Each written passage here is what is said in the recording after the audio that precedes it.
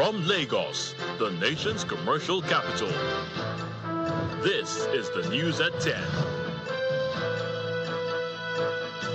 Live from Channels Television. Reporting tonight, Anne Waodo.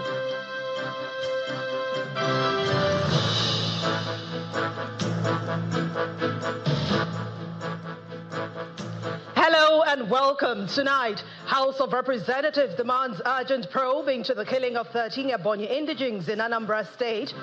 ADC presents membership cards to David Mark and Rauf Aregbesola as party faction rejects opposition coalition.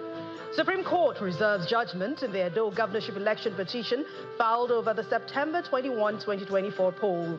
And Nigeria's Sean Dede Combs in the major federal charges, including racketeering, conspiracy, and sex trafficking. And on business, the International Monetary Fund raises Nigeria's economic growth forecast to 3.4% from 3%. On sports news tonight, excitement is building up for the Women's Cup of Nations with the launch of a brand new trophy by CAF in Morocco. And from the nation's capital, Vice President Kashim Shettima says Nigeria plans to end diesel reliance, cut carbon emissions, and seek a $60 million energy fund.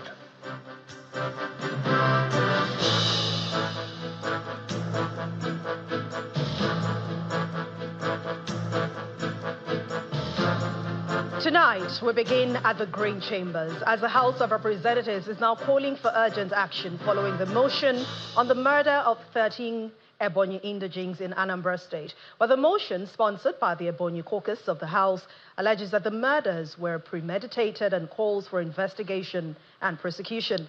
Meanwhile, a Senate bill has stepped down in the House after lawmakers raised concerns over the lack of attention to House bills by the Senate. Our National Assembly correspondent Terry Ikumi reports. Another day, another security motion in the Green Chamber, further highlighting the insecurity across the country.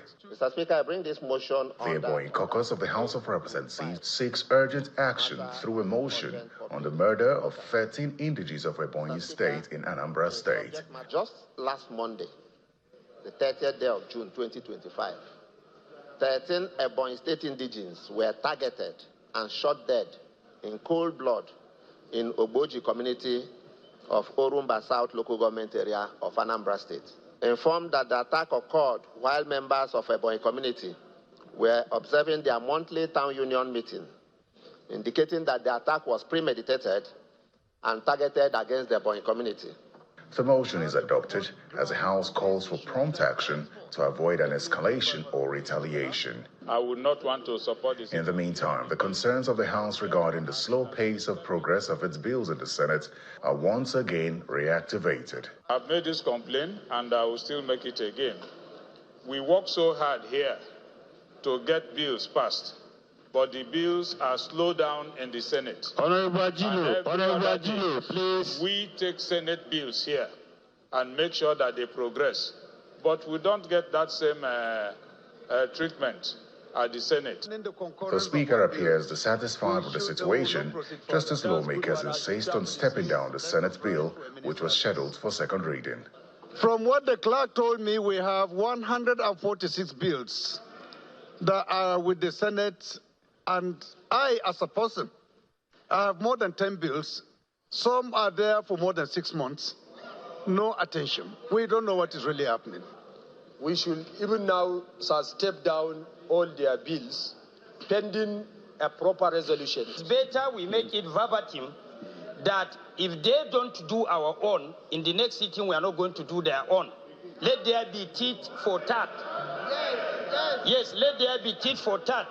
Mr. Speaker, if I'm given the opportunity to review my position, you know that I would not want to support the second reading of the bill. I would therefore ask that we step it down and then have a meeting with the leadership of the Senate to resolve this issue. Thank you, sir. Are we in agreement on this? Honorable colleagues, is that our position? So this bill is stepped down by the leave of the House. Meanwhile, 2 bills to amend the Nigeria Police and Nigeria Security and Civil Defense Corps Acts to ensure at least 15% women representation in the recruitment of personnel have scaled second reading in the House. Terry Ukumi, Channels Television News.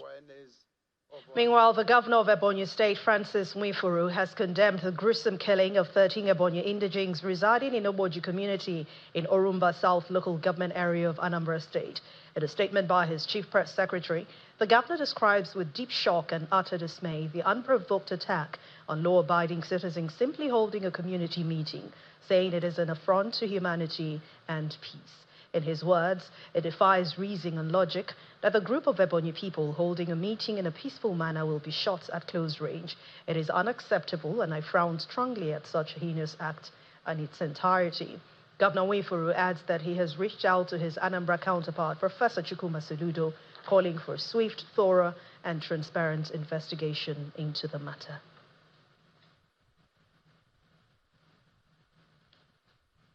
The Chief of Army Staff, Lieutenant General Olufemi Oluyede, is again reaffirming the commitment of the Nigerian Army to protect all Nigerians as part of its sacred duty and constitutional responsibility.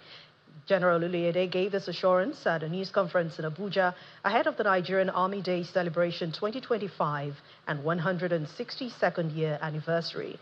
He also was represented by the Chief of Civil Military Affairs, Major General Gold Shibwisi, saying the Army has grown exponentially over the years, surmounting all challenges that every generation of its forebears had to contend with. Soldiers participated in the 2 great wars, conducted and concluded the Nigerian Civil War, upheld the banner of peace in the West African sub-region, and projected peace and stability across the African continent.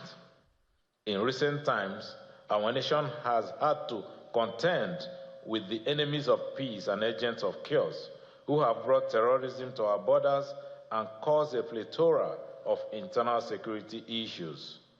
Notwithstanding, the Nigerian Army has risen to the occasion to deny these terrorists the opportunity to disrupt our socio-cultural heritage or smear the sanctity of our sovereignty.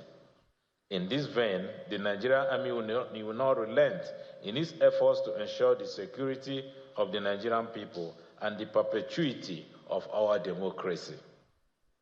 The Nigerian Army Day celebration provides an opportunity to showcase our achievements thus far and deepen collaboration with federal stakeholders towards enhancing peace, security, and the defense of our national values. The traditional ruler of Nupe Kingdom in Niger State, the Etsu Nupe, retired Major General Yahya Abubakar, is asking Nigerians to rally round the military as it strives to rid the country of insurgents. Speaking in Abuja at the 52nd anniversary of members of 14 regular corps of the Nigerian Defense Academy, the Etsu Nupe says that Nigerian soldiers have restored peace in other African countries and are capable of doing the same in Nigeria with the support of the people. It's a happy moment for members of the 14 regular corps of the Nigerian Army as they commemorate the 52nd anniversary reunion in Abuja. The event kicks off with a welcome address by the president of the 14 regular corps of the Nigerian Defense Academy. On the brighter side, 14 regular corps has produced 2 service chiefs, Ellen Yusuf for the Army and Aya Ibrahim for the Navy. We also produced 2 chiefs of staff. 2 chiefs of staff to the Nigerian Armed Forces, Ellen Yusuf and S.A. Abdurrahman. Though retired but not tired, the military officers are coming together again after exiting service. A member of the corps reenacts the reunion drill square test.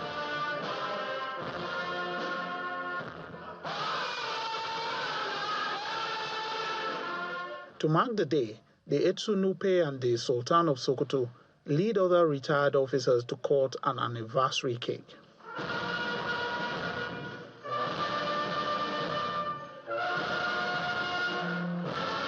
The nation's security challenge is brought to the front burner. My advice is for the whole country to come together, rally together, and share intelligence and make up their mind to fight the demon called insurgency, by sharing information and by learning from one another. If the communities that are being terrorized will open up to the security agencies and report these people, because that's what we did with Taliban. The people told us, so we knew how to get them. The Etsu Nupe, who is also the chairman of the Niger State Traditional Council, advocates the need for citizen support against insurgency. Nigerian soldier, Nigerian officer have been tested, battle tested, within and outside this country. There are missions that our officers went outside this country to participate and partake, and they perform very, very wonderfully. The event winds down as members of the corps take to the dance floor with the hope of reuniting in 2026. Well, every day reveals a new development in the political structure of Nigeria. And the latest one is coming from the African Democratic Congress, the ADC, as it has now presented membership cards to former Senate President David Mark and former Governor of Osun State, Rauf Aregbesola, as both officially assume office as interim national chairman and secretary of the party. The occasion had other members of the coalition movement, including former Vice President Atiku Abubakar, former Kaduna State Governor Nasir El-Rufai, former Governor of Rivers State Rotimi Amechi, and the 2023 presidential candidate of the Labour Party, Mr. Peter Obi. Former Vice President Atiku Abubakar, as well as the 2023 presidential candidate of the Labour Party, Mr. Peter Obi, arrived at the venue of the conference by the African Democratic Congress, ADC, in Abuja.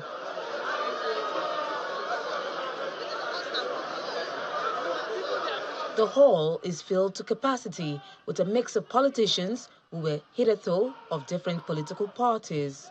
Former Governor of Edo State. Proceedings were intermittently interrupted with cheering applause as members of the high table are introduced.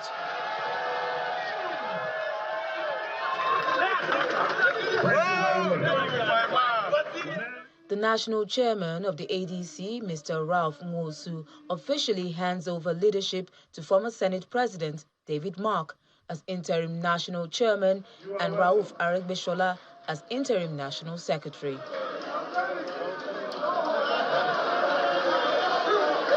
The former national chairman of the ADC explains the reasons for his decision to step aside. We are setting in motion a new way of leadership that is boldly visionary, deeply committed to improving the lives of our people and restoring our country. We don't have any doubt. We don't have any doubt that in demand, we all decided to resign so that he can pedal this pendulum and get us to the villa.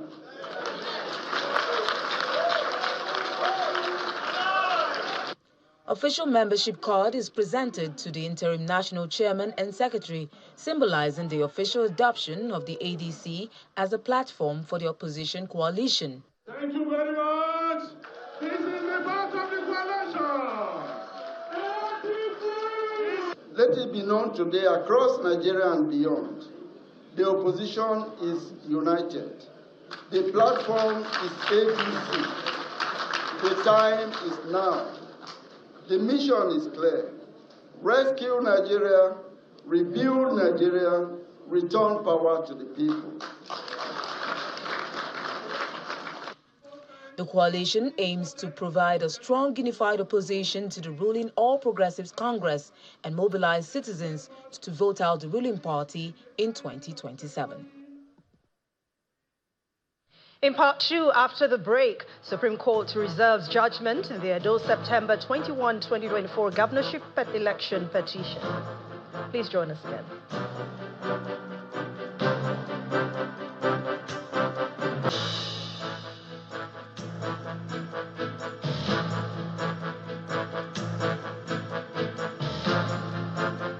Welcome back. If you've just joined us, you're watching the News at 10 live on Channels Television, broadcasting from Lagos. A reminder of our main stories.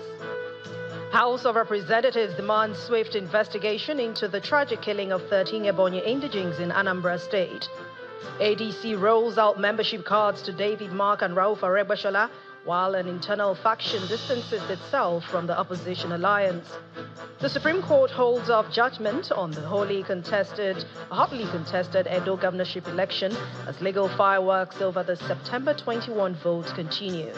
And Sean Diddy Combs also walks free as jurors acquit him of explosive federal charges, including racketeering and sex trafficking.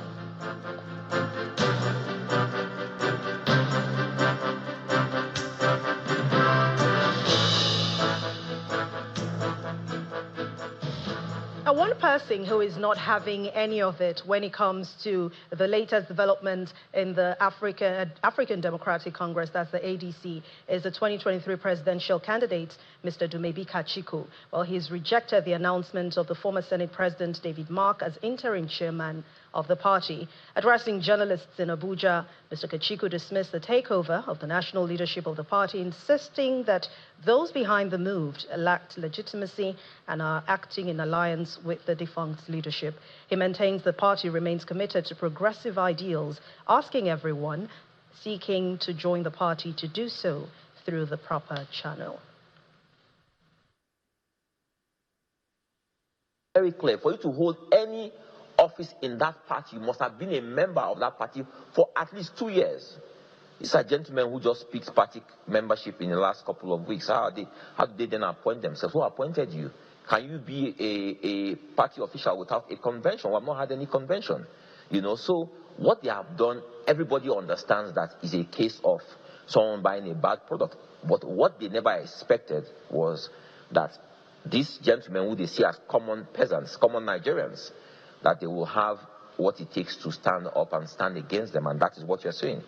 I assure you, tomorrow you will see the state secretaries, the state women leaders, the state youth leaders all converging in Abuja, just hearing that their party has been sold in the media. So at this point now, the state chairmen are seeking to have a special convention so they can bring a leadership into the party. And that is what we are in the process of working with INEC now to get a date for that convention. Unfortunately, like I said, our party constitution does not allow new members to hold party offices. So these people are excluded or precluded from participating in that convention. The Nasarawa State Executive Council of the All Progressives Congress, the APC, has passed a vote of confidence on the party's state chairman, Mr. Aliyu Bello. The endorsement was part of resolutions adopted during a state executive committee meeting of the party at the state secretariat in Lafia, the capital. This is coming after an announcement of the suspension of the chairman by some party executives from his ward, Gayam Ward, in Lafia local government area of the state. The APC State Executive Council describes the move as futile, insisting that the ward executives lack the required quorum to achieve a suspension.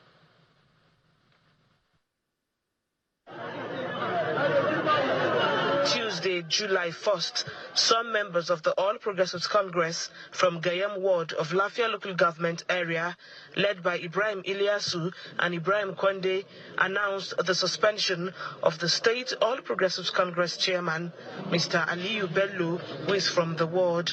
Their actions were taken without consultation, quorum, or consent of Gayam Ward Executive Committee and without adherence to lay down disciplinary procedure as stipulated in the APC constitution. They alleged anti-party activities against the state chairman of the party. Wednesday, July 2nd, another group comprising 18 executive committee members out of the 27 from the ward convened this emergency meeting, dissociating themselves from the action of the other group. The APC Executive Council also rejected the suspension, describing it as a futile move. It condemns in very strong terms the inordinate effort of some ESCO members of Gayam Ward, Lafia local government, to bring confusion and division in the party, thereby embarrassing the leadership of the party in the state. Proper investigation should be conducted to identify the culprits and their sponsors. And appropriate disciplinary measures should be taken against any party official found to be involved in this unconstitutional act. In the meantime, those behind the suspension have been referred to the disciplinary committee of the party for sanction. Halima Gayam, Channels Television News. We head to the courts now. The Supreme Court has reserved judgment in the legal tussle on Edo State governorship election petition. The Apex Court has reserved the judgment after taking arguments for and against the election that produced Senator Monday Okpeholo as the duly elected governor. Justice Garba Lawal, who presided over the hearing of the appeal filed by Mr. Asue Godalo and the People's Democratic Party, the PDP, said that the date for delivery for the judgment will be communicated to parties involved. Mr. Godalo, whose appeal was argued by Kenny Mosia, who's senior advocate of Nigeria, prayed the Supreme Court to remove Mr. Okpeholo and pronounce him as winner of the election as he scored majority of lawful votes. However, the Independent National Electoral Commission, INEC, represented by Mr. Kanu Agabi, senior advocate of Nigeria, asked the Apex Court to dismiss the appeal in its entirety. The electoral body said that having declared the election as unlawful and illegal, Mr. Godalo and the PDP cannot turn around and pray the courts to declare them as winners. INEC accused Mr. Godalo and PDP of being inconsistent in their grievances against the election and pleaded that their case be dismissed for want of merit. Right here in Lagos, the High Court sitting in Ikeja has refused to grant the application by the father of late Mohbad, who's a singer, Mr. Joseph Aloba, seeking to quash the DPP's legal advice and subsequent court proceedings, which freed Naira Marley, Sam Larry, and some others on allegations of being involved in Mohbad's death. Justice Taiwo Olatokun, in her judgment today, held that the exercise of powers by the Attorney General on whether to prosecute or not were validly exercised. Mr. Joseph Aloba, who was present in court today alongside some other supporters of the late Mohbad, was not happy with his decision.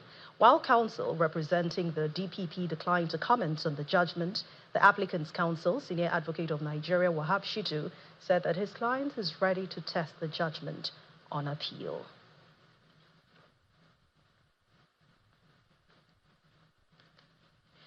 And away from the courts, the Senate has taken a major step towards reforming the nation's contracting system by mandating its Committee on Procurement to discuss with the Bureau of Public Procurement with a view to amending both the Public Procurement Act and the Local Content Act. While the proposed amendments aim to open up contract opportunities to newly registered companies and indigenous contractors as part of a broader push to promote local economic development and reduce overdependence on foreign firms.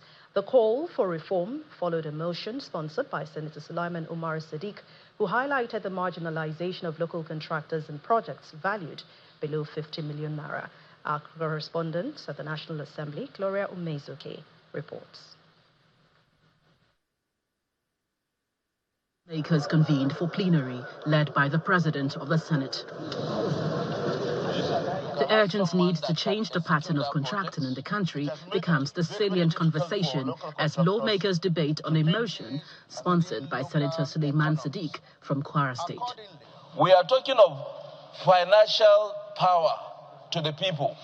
How do our people get that financial stability when we create blockage in the regulations or the kind of guidelines we set?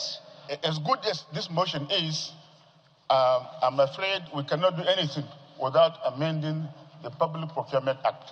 We are being shortchanged. Our contractors are being shortchanged in their land because jobs, contracts that are supposed to be awarded and executed by local contractors are given to foreigners. It's not as if we don't like foreigners, but no, people should not remain jobless. The President of the Senate throws his weight behind the overwhelming stance of lawmakers advocating for a reform.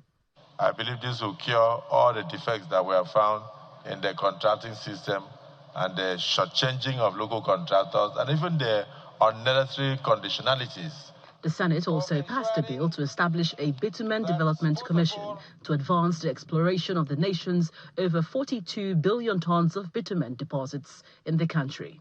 The bill was sponsored by distinguished Senator Jimo Ibrahim. The committee also noticed that the bitumen, being a key component of asphalt used for road and other industrial applications, should, as a matter of priority, be extensively harnessed for both domestic and external use to add to the country's revenue for socio-economic development. The motion has been moved and seconded that this bill be now read a third time. Those in support of the motion as moved and seconded say aye. Those against say nay. The ayes have it.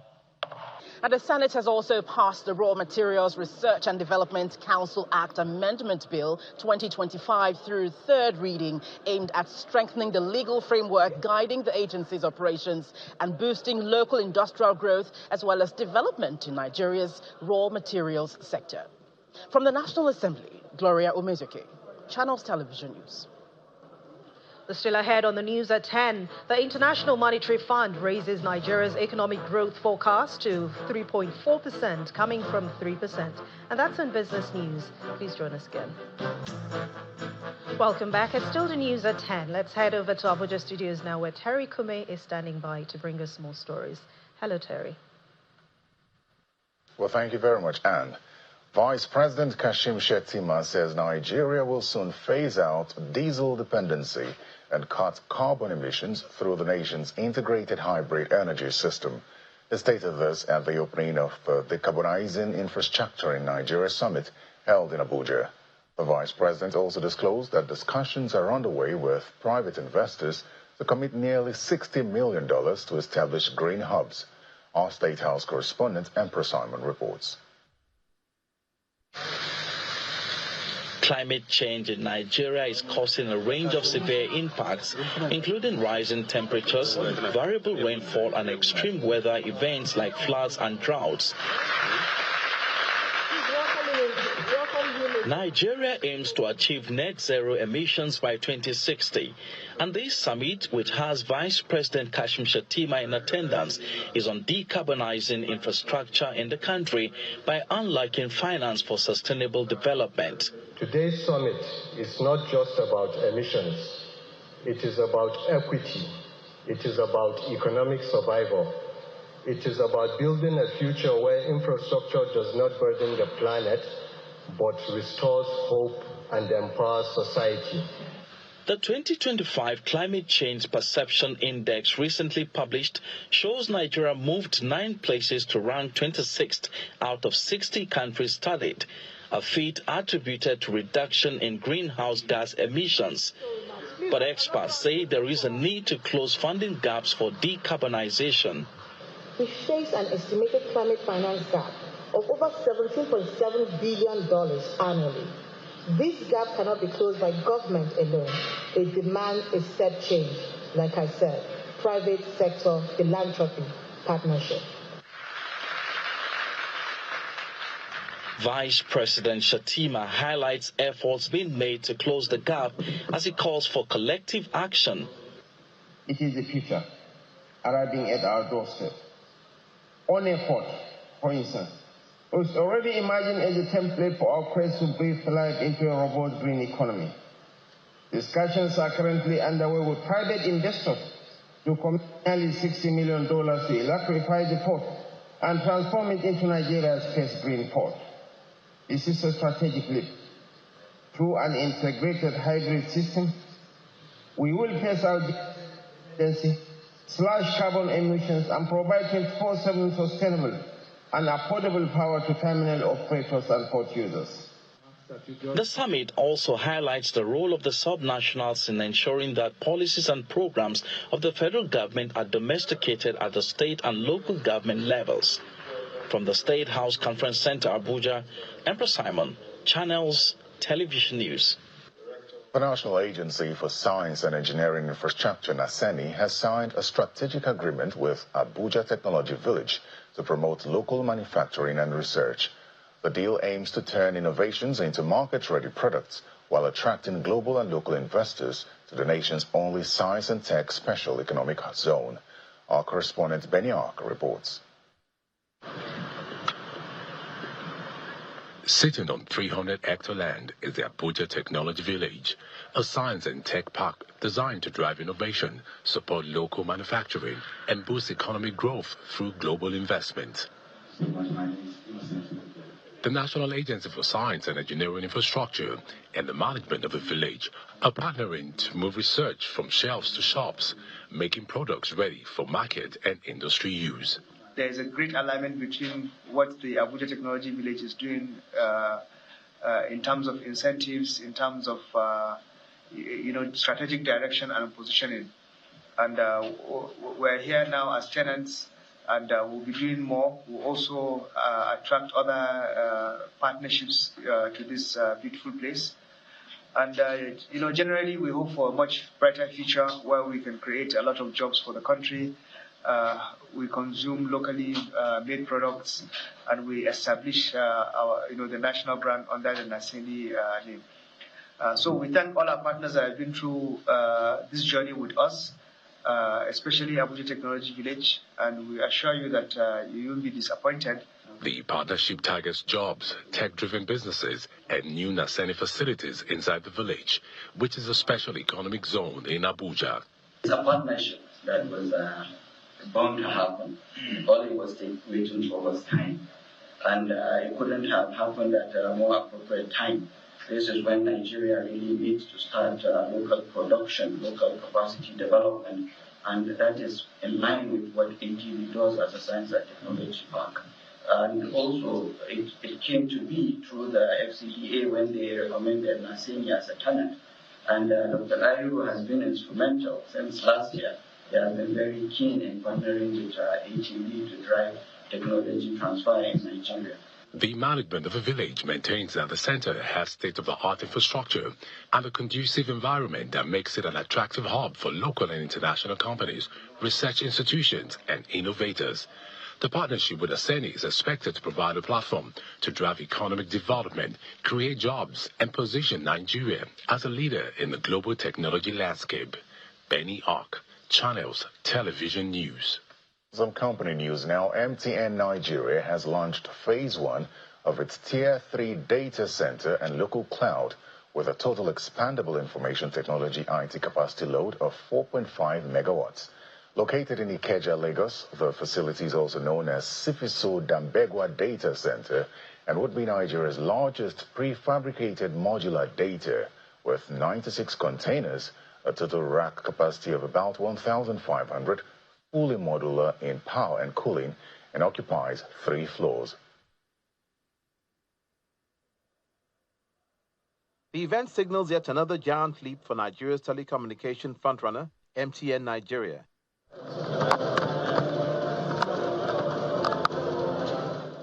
Chairman of MTN Nigeria, Ernest Ndukwe, and its Chief Executive Officer, Carl Toriola, are joined by the Minister of Digital Economy, Bosun Tijani, and the representative of the Lagos State Governor for the inauguration of this project.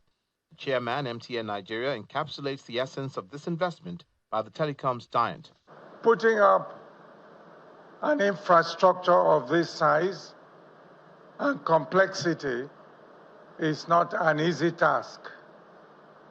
And I'd like to seize the opportunity to thank all those who have been working tirelessly to make this happen. This project can be described as a bold digital investment by MTN and signposts a commitment by the company to nurture homegrown solutions. Our data center is a vital resource to propel exponential growth in data usage and the digital economy, and to enhance the delivery of content from major technology companies, bringing content closer to Nigerian users and improving access to speed. For the Minister of Digital Economy, the project shows what can be achieved and to demonstrate the MTN Cloud's prowess. Investment like this, one that we're here to launch, offers the platform for our young people to be able to thrive. Enterprise-grade infrastructure on our own soil, giving startups, developers, and digital creators the ability to build and scale from Nigeria to the world. With this facility, MTN is reinforcing Nigeria's position as the digital backbone of West Africa. I think the CEO mentioned that this is the largest in the region. The chairman and CEO of MTN are accompanied by the minister and other special guests for the ribbon-cutting ceremony, signaling the official opening of the modern data center. Of taking Nigeria to $1 trillion economy. Come on, put your hands together, ladies and gentlemen. With the inauguration of the Debengewa Data Center and MTN Cloud, the company is assuring its subscribers of data sovereignty, low latency, and disaster recovery. Well, that's all from the nation's capital. Let's go to Willie Bong in Lagos for business news.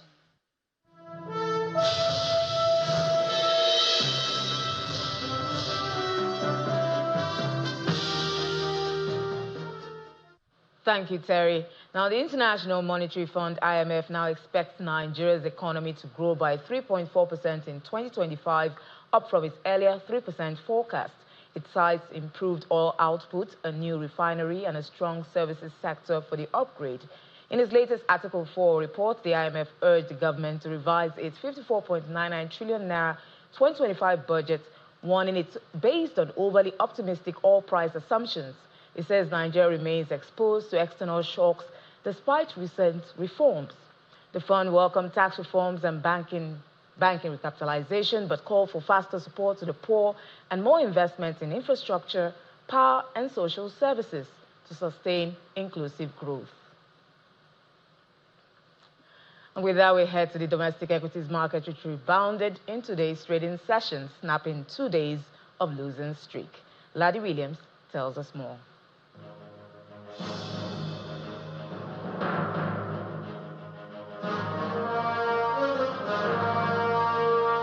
Hello and welcome to the Stock Market Report, where it looks like the bulls are trying to continue the playbook from the first half of 2025, as the Ultra Index is back to the 120,000 level with a half percentage point there, rise 0.44%, 120K with 339 points above that there. 76 trillion, that's for the market cap there. That's the second trading day of the second half of 2025. Not looking bad at this point. Let's look at the gainers chart now. See, topping our counter today, that's International Energy Insurance PLC closing at 1 naira 98 kobo there.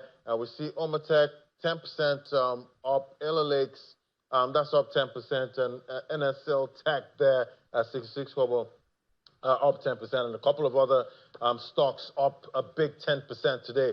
For the losers chart there, we see Deep Cap Capital Management and Trust PLC, a publicly owned investment manager, that's leading the laggers today, down 9.09%. So top data for this week there, that's the Stanbic IBTC Bank Purchasing Managers Index. That shows Nigeria's PMI is slow to about 7-month low at 51.6%. Looking forward to the PMI data from the central bank. We're also waiting for the first quarter GDP numbers there from the MBS. So much to look out for at this time. But today, it's the bulls.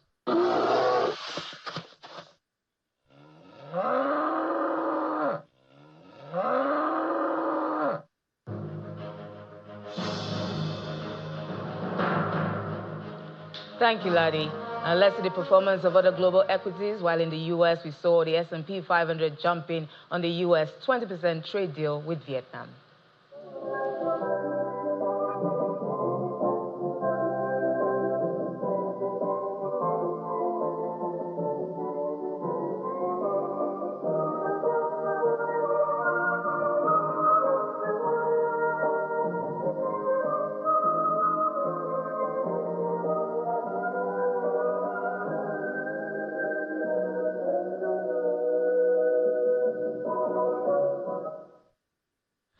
And that's business news. It's back to Anne for the rest of the news at 10.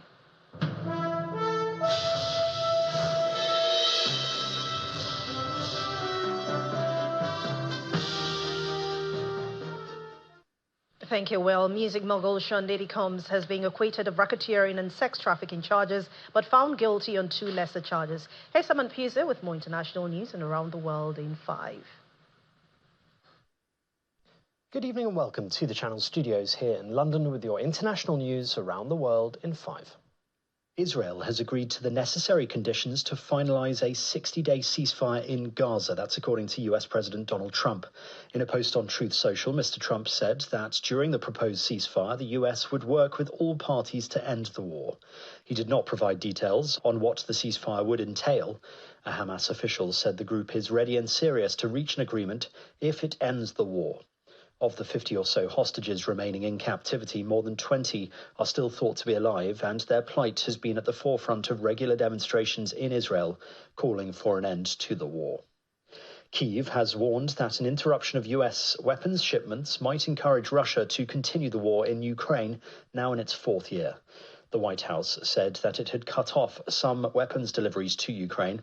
The decision was taken to put America's interests first, following a Department of Defense review of US military support and assistance to other countries. Ukraine's foreign ministry said in a statement that any delay or procrastination in supporting Ukraine's defense capabilities would only encourage the aggressor to continue the war and terror rather than seek peace. The music mogul Sean Diddy Combs has been found not guilty of racketeering and not guilty of sex trafficking ex-partner Cassandra Ventura and another woman referred to as Jane. However, he was found guilty of transportation to engage in prostitution related to both women. The trial heard from 34 witnesses over nearly 2 months, including ex-girlfriends, former employees of Combs, male escorts, and federal agents. The 55-year-old denied all the charges. The exiled Tibetan spiritual leader, the Dalai Lama, has confirmed he will have a successor, putting to rest speculation over whether the 600-year-old institution will end when he dies. In a video message keenly awaited by his followers, he said only the trust that he founded could appoint his successor, and no one else has any authority to interfere in this matter. According to Tibetan tradition, Dalai Lamas are reincarnated after they die. Beijing rejected the statement, saying his successor would be from inside China and must be approved by the government.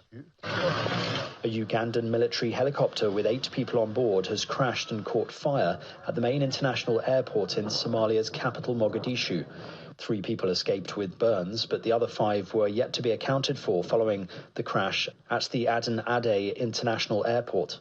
Somalia's state-run news agency reported that the fire was quickly contained by the emergency services. Jihadist fighters have launched a series of simultaneous attacks on military posts across numerous towns in Mali, the 3rd major assault on the army over the last month.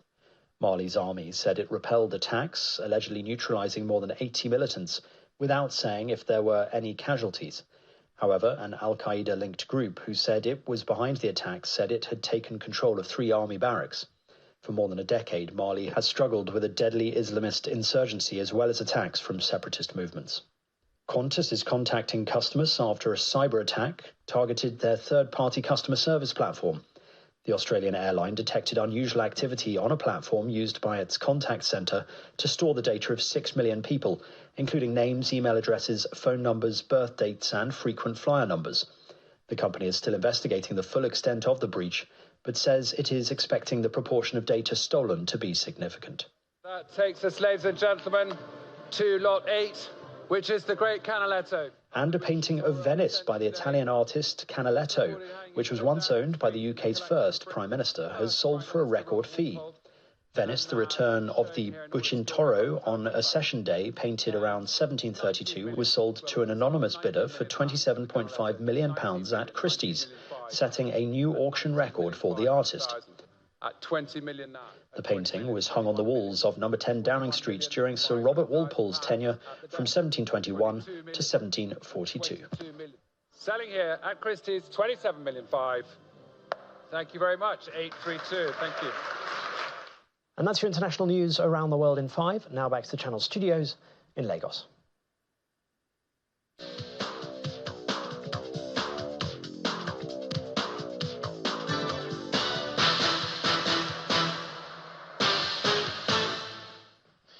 Many thanks indeed, Simon, and welcome to Sports News. Super Eagles defender Bright Osai Samuel is pledging his continuous support to develop young talents through his under-13 football competition in Edo State. The Fenerbahce player paid a visit to the chairman of the State Sports Commission in Benin City, where he revealed his plans to help young players achieve their dreams. The chairman of the commission commended his efforts, which he says is in line with the vision of the state to promote grassroots sports. With 3 days to the commencement of the Women's Cup of Nations in Morocco, CAF has launched a brand new trophy for the tournament. The players from participating countries, including Super Falcons duo of Rasheedat Ajibade and Asisat Oshoala, unveiled the trophy in Casablanca. The trophy's striking design features identical petals spiraling upward, each one representing the participating national team. Together, they form the shape of a... That's sports. I'm Kelly Egiga. It's back to Anne.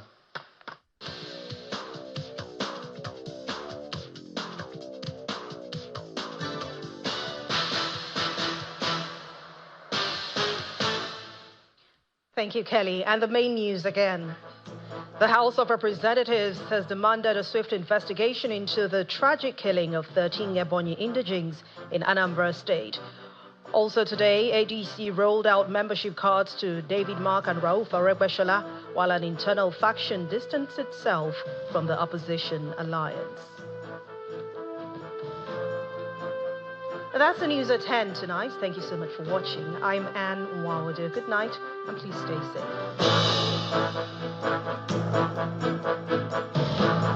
safe.